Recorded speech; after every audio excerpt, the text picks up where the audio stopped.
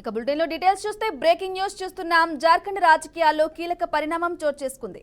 మాజీ CM JMM MLA Champai Soren బీజేపీలో చేరనున్నట్లు తెలుస్తోంది. ఇప్పటికే ఆయన ఢిల్లీకి చేరుకున్నారు.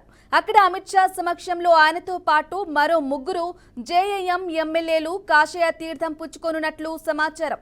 కాగా ప్రస్తుతం సీఎం హేమంత్ సోరెన్ జైల్లో ఉన్న సమయంలో ముఖ్యమంత్రిగా చంపై సోరెన్ బాధ్యతలు చేపట్టారు.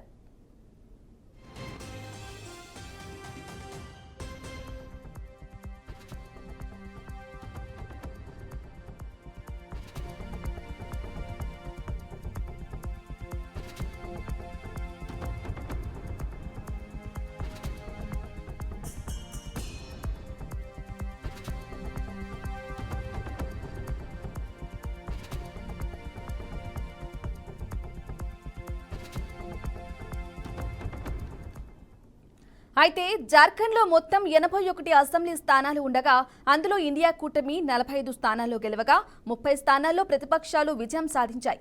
ప్రస్తుతం 6 స్థానాలు ఖాళీగా ఉన్నాయి. అయితే ఇప్పుడు జార్ఖండ్లో ఇండియా కూటమి అధికారంలో ఉండగా ముఖ్యమంత్రిగా హేమంత్ సోరెన్ ఉన్నారు. అయితే ఈ ఇండియా కూటమిలోని జార్ఖండ్ ముక్తి మోర్చా నుంచి 26 మంది ఎమ్మెల్యేలు, 17 మంది కాంగ్రెస్ పార్టీ నుంచి, ఆర్జేడీ, సిపిఐ ఎమ్మెల్యే నుంచి ఒక్కొక్క ఎమ్మెల్యే ఉన్నారు. అయితే మరో 3 నెలల్లో జార్ఖండ్లో అసెంబ్లీ ఎన్నికలు జరగనున్న నేపథ్యంలో రాజకీయ పరిణామాలు వేగంగా మారుతున్నాయి.